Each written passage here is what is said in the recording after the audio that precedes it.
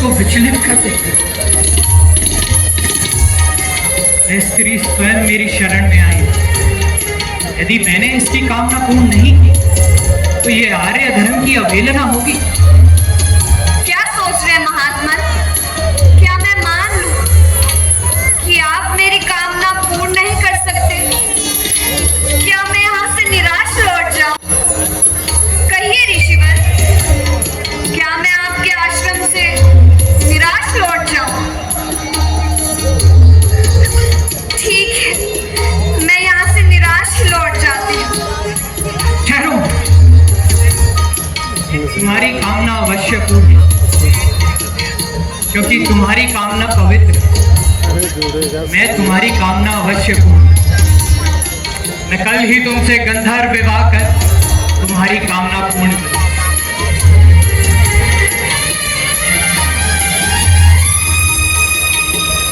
जीवन फिर उत्पन्न हुआ, लिए हाथ में हाथ, नव जीवन का रूप संवारे विशर्वा कैकसी का साथ। और इस प्रकार कैकसी और महर्षि विशर्वा की 4 संतानें हुई।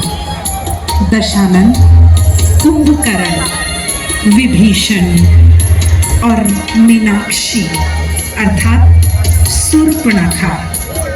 तीनों भाई बहनों में सबसे उत्पाती और अहंकारी दशानन थे। अपने अहंकार के कारण वे कहीं भी, किसी को भी, किसी भी स्थान पर युद्ध के लिए ललकार देते थे।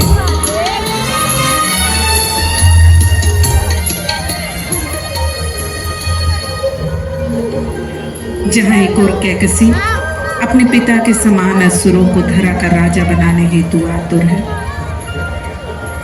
वहीं जीवन नए चरणों में आगे बढ़ रहा है। मेरा पिछड़ा निवास, हमारी स्वर्ण नगरी लंका, मेरे पिता को अपना मुकुट सिंहासन छोड़ना पड़ा उस छली विष्णु के कारण। बड़ी ही चतुराई से विष्णु ने कुबेर को लंका का सिंहासन सौंप दिया। लंका वापस प्राप्त करने के लिए ही मैंने अपने पिता की योजना अनुसार पुलिस पुत्र विशर्वा से विवाह किया। किंतु वो दुष्ट कुबेर अब भी लंका पर अपना अधिकार जमाए बैठा है। लंका वापस प्राप्त करने में विष्णु हमारी रुकावट है। त्रिमूर्ति में विष्णु ही हमारा शत्रु है।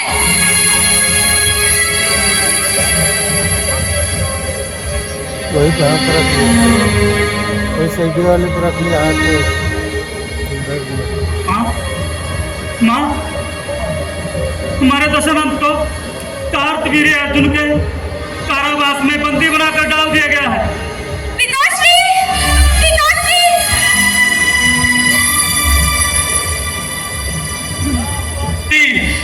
पिताश्री, हमारा दशानन बंदी है। वो कार्तवीर्य के कारावास में है। और वो भी पेड़ियों में बंधा, एक पिंजरे में बंद। किंतु ये सब हुआ कैसे? माँ, भाई दशानन आराधना में लीन थे नर्मदा तट पर। तभी वहां अर्जुन अपनी रानियों के साथ स्नान करने उतरा और उसने भाई की साधना को भंग करने का प्रयास किया। तो फिर भाई क्रोधित हो उठे और उन्होंने अर्जुन को युद्ध के लिए ललकारा। पर भाई दशानंद उसके आगे कुछ ना कर सके और अर्जुन ने उसे अपने कारावास में बंदी बना लिया। तो अब हमें उस कार्तवीर के विरुद्ध तुरंत युद्ध करना होगा। दशानन को बंदी बनाकर उसने बड़ी भूल की है। उस दुष्ट ने हमें ललकारा है। अरे कुछ नहीं बिगाड़ पाओगे तुम कार्तवीर का। हमारी छोटी सी सेना नतमस्तक हो जाएगी उसके सम्मुख। आपको तनिक भी पुत्र की चिंता नहीं, बस अपना बदला झाड़ देते हो तो कौन लड़ेगा युद्ध? आपका पुत्र कुबेर और दशानन की सहायता करने से रहा। ससुर पुलिस, कहाँ है आपके पिता?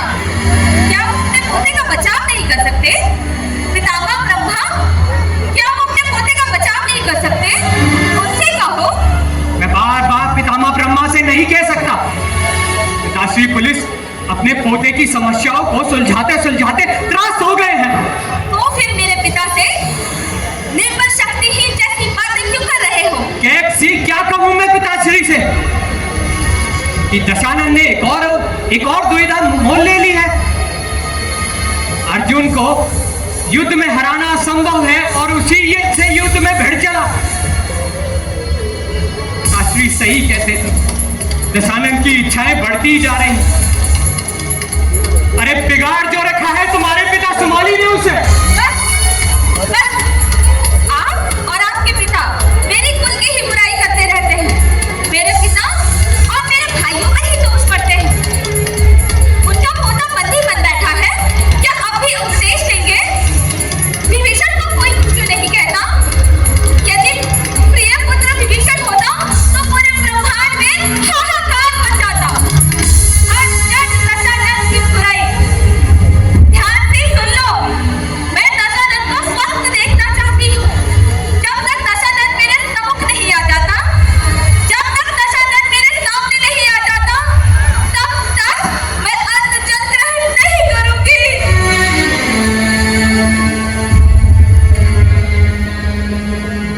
मूर्ख दशानन ने कार्तवीर्य को ललकारा ही क्यों? विद्वान योद्धा है, फिर भी ऐसी मूर्खता। पिताश्री अब कुछ तो कीजिए। कार्तवीर्य अर्जुन, जिसे कोई नहीं हरा सकता, दशानन को संयम बरतना चाहिए था। अपने अभिमान के चलते बंदी बन बैठा। परंतु अब तो कुछ कीजिए पिताश्री। पुत्र विशर्मा, मैंने तुम्हें पहले भी बताया, दशानन में हम ऋषियों की अपेक्षा असुरों का रक्त अधिक है और तुम मानने को तैयार हो। वो सब उस सुमाली के संकेतों पर चलता है। मैंने तुम्हें पहले भी बताया था, कैक्सी ने तुमसे विवाह इसीलिए किया था, वो तुम्हें अपने मोह जाल में फंसाकर अपना मंतव्य पूर्ण करना चाहती। अब देखना, तुम्हारा पुत्र ही तुम्हें चलेगा। नहीं पिताश्री, वो ऐसा नहीं है पिताश्री। वापस चले गया। एकमात्र विभीषण वो दशानन की तरह है। और एक दिन देखना, वो दशानन के पतन का कारण भी बनेगी। और वो हम ऋषियों के लिए छोड़ो। वो किनारे बैठे, मुझे अब दशानन की चिंता हो रही है कि उसे वापस वही कैसे जहाँ पर लाए। रख के वही पकड़े रहेगी। मैं कार्तवीर्य की ओर प्रस्थान करता हूँ ऊपर और दशानन की प्रतीक्षा करूँ। जो आगे ऐसे उठाए रहे वहाँ से नीचे रहे।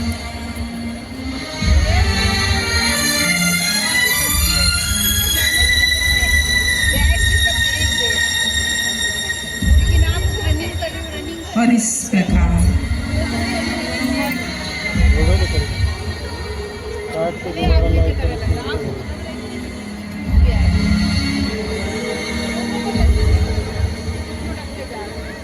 यह परिवार बढ़ चला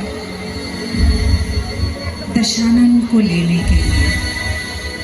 पितामह ने अपने कर्तव्य को पूर्ण किया और आगमन हुआ उसका, जो त्रेता युग में अत्यंत क्रूर विख्यात बलि दसंधर, जिसके भुज दंडों के बल से थर्राता था सकल चराचर। सूर्य चंद्र जल अग्नि वरुण उसकी सेवा करते थे। ग्रहकाल सुरेश प्रणाम पिताश्री, प्रणाम माते। मेरे पुत्र, मेरे पुत्र, उसने तुम्हें कोई कष्ट तो नहीं पहुंचाया? दशानन बिल्कुल ठीक है। वो तो अच्छा हुआ मैं समय पर पहुंच गया। कार्तवीर्य ने बड़े सम्मान के साथ दशानन को बरी किया। आगे से ध्यान रखना। अभी मैं चलता हूँ। अब भूल कर भी काट्यवीर के राज्य की सीमा में प्रवेश मत कर। मैं जब तक कार्तवीर अर्जुन का वध न कर दूं, मैं चैन से नहीं बैठूंगा। मुझे प्रतिशोध लेना है, प्रतिशोध। पुत्र, तुम उसे नहीं हरा सकते। वो केवल बलवान और शक्तिशाली नहीं, दिव्य अस्त्र भी उसे प्राप्त है। दिव्य वरदान से ही उसका जन्म हुआ। जो तुम्हें इतनी आसानी से पराजित कर सकता है, उसका वध असंभव है। वो तो तुम पिताश्री के कारण बचे। वो पिताश्री पुलिस का बहुत सम्मान करता है। और आपको मेरा अपमान दिखाई नहीं देता। उसने भरी सभा में मेरा अपमान किया, मुझे पिंजरे में बंदी बनाया। इससे तो मैं मृत्यु को प्राप्त हो जाता, वही उचित था। पुत्र, तुम इतने बलशाली नहीं हो, इतने शक्तिशाली नहीं हो कि उसका सामना कर सको। अपने अंदर झांक कर देखो, क्या हो तुम। तनिक समझो अपने आप। मुझे भी उस जैसा शक्तिशाली बनना होगा। मुझे भी शक्तियां प्राप्त करनी होंगी। मैं भी अपने परदादा भगवान ब्रह्मा से वरदान मांगूंगा। तुम्हारा कहने का क्या तात्पर्य है? कार्तवीर को जन्म के आधार पर अमरता मिली है, तो मैं भी अपने परदादा भगवान ब्रह्मा से अमरता का वरदान प्राप्त करूंगा। पुत्र, कार्तवीर भी एक दिन मृत्यु को प्राप्त हो। अमरता की कामना करना केवल एक भ्रम है। तुम भी वही गलती कर रहे हो जो कार्तवीर ने की थी। देखो उसे, तीनों लोकों में उसकी कीर्ति है, फिर भी असंतुष्ट है। परंतु मैं वरदान पाकर तीनों लोगों का स्वामी बनूंगा। पागल हो तुम ऋषि के पुत्र हो, कोई योद्धा नहीं। प्रतिशोध की आग ने तुम्हें पागल बना दिया। जो है सो है। मैं पागल ही सही। यदि मैं ऐसा ना कर पाया तो मैं अपने आप को समाप्त कर दूंगा। उस दिन कार्तवीर के समक्ष मैं निहत्था था। मैं जब तक उसे समाप्त न कर दूं, मैं चैन से नहीं बैठूंगा। मेरे जीवन का एकमात्र लक्ष्य है प्रतिशोध, प्रतिशोध, प्रतिशोध।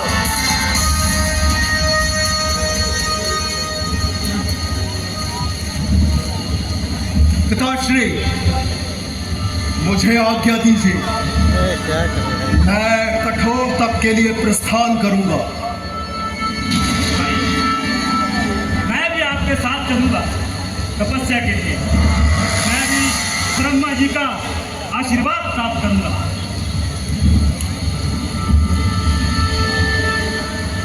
पिताश्री, मैं अमरता को नहीं चाहूंगा, न ही किसी शक्ति की कामना करूंगा।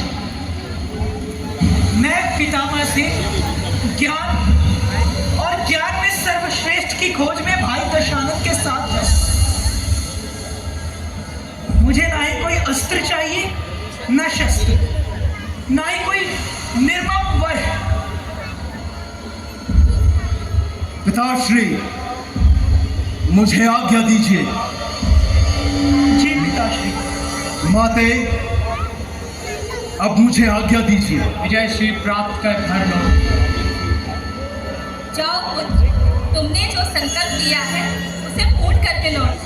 ये मेरा विश्वास। पुत्री, मैं इन्हें उचित स्थान तक ले जाता हूँ, जहाँ बैठकर मेरे पुत्र तपस्या में लीन हो जाए। आओ पुत्र।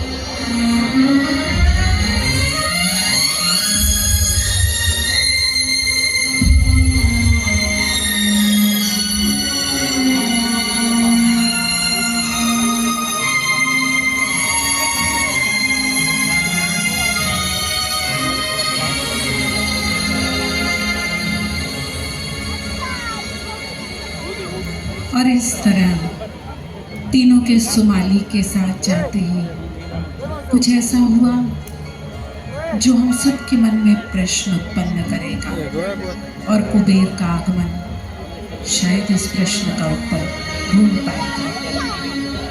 अब ये यहाँ क्यों आया? इसका आना मुझे अच्छा नहीं लगता। कुबेर मेरा ज्येष्ठ पुत्र है। उसका आगमन हुआ है आपको ये बताने के लिए कि वो आपका भी पुत्र लंका का राजा है और लंका के राज सिंहासन पर विराजमान। जो मेरे पिता से छीन लिया गया, वो सिंहासन उसका कभी था ही नहीं, न ही उस पर राज करने योग्य है।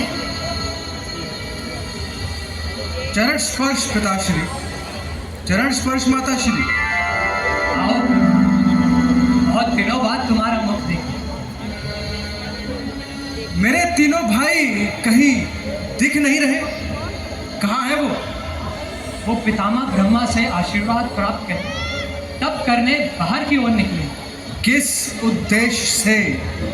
अवश्य ही मेरी लंका छीनने के उद्देश्य से गए होंगे। नहीं पुत्र नहीं। पिताजी मैं सब समझता हूं।